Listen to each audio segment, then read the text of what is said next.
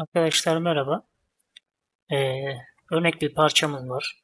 Bu parçamızı simultane program yaparaktan şu mevcut formu işlemesini yapacağız. WordPress'e sağ tıkladım. Insert operasyon mail multi access bölümünden Variable Access Guiding Curve. Bir kez daha onaylayıp programın sayfamda gözükmesini sağlıyorum. Programa tekrar çift tıkladım. Örnek bir takım oluşturmuşum daha öncesinden.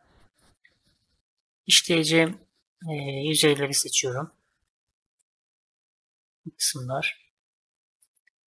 Onayladım. Daha sonrasında işte Drive Geometry bölümünden işleyeceğim sınırları seçiyorum. Birden fazla seçerseniz daha böyle kaliteli iyi takım yolları çıkartabiliyor arkadaşlar.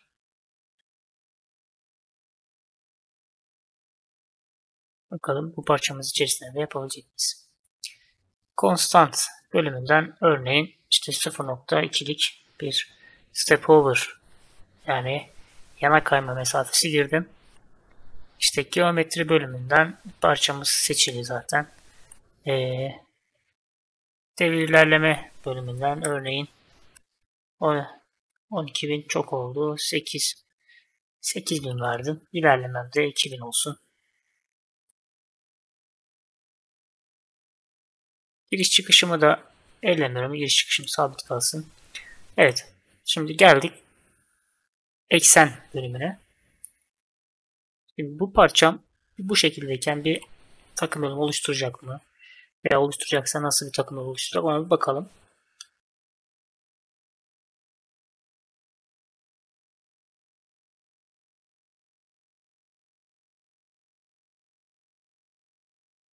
Uzun sürüyor. Büyük bir parça olduğu için. Bakın yollarında aslında ondaki değil de işte daha kısa sürmesi açısından 1 milimlik veya 2 milimetrelik bir takım yolu step over'ı ekleyelim arkadaşlar.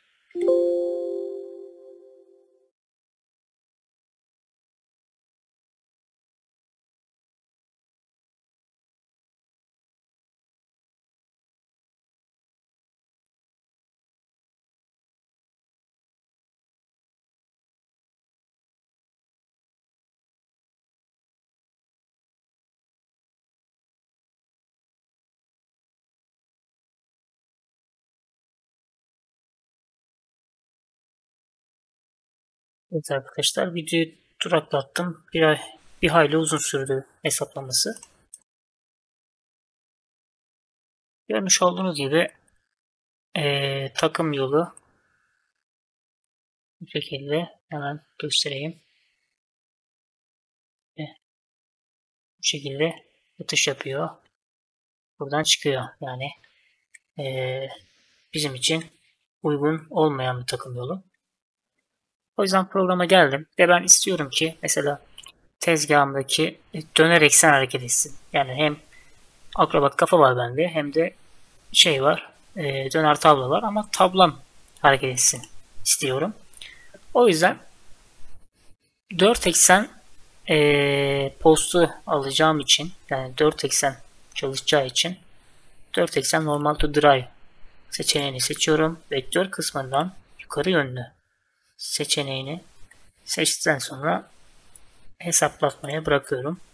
Videoyu tekrar duraklatacağım arkadaşlar. Takım yolu biraz uzun sürüyor. Hesaplaması bitti arkadaşlar. Hemen takım yolumuza bakalım. İşte görmüş olduğunuz gibi 4 eksen hareketi mevcut. Yani demek istediğim şey şu. Şunu biz bu parçayı biz döner eksene bağladık ve sadece takımımız geldi ve eksen yani döner tablo hareketiyle kapı sabit kalıyor. Döner tablo hareketiyle kesme işlemini yapıyoruz. Bunu yapmamızın komutu da şu arkadaşlar. 4 eksen normal to drive. Bunu seçtik. Eksen yani vektörü de yukarı yönlü seçiyoruz. Yani z yönünde seçiyoruz. Unutmayın arkadaşlar, yoksa yapmıyor. Posta aldığımız zaman da 4 eksen posta almış oluyoruz. Yani 5 eksen olmamış oluyor.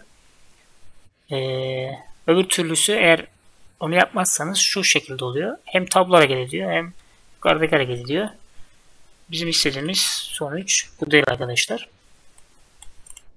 Şu anda 4 eksen işlemesi bu şekilde oluyor arkadaşlar. Bir sonraki videoda görüşmek üzere. Hoşçakalın.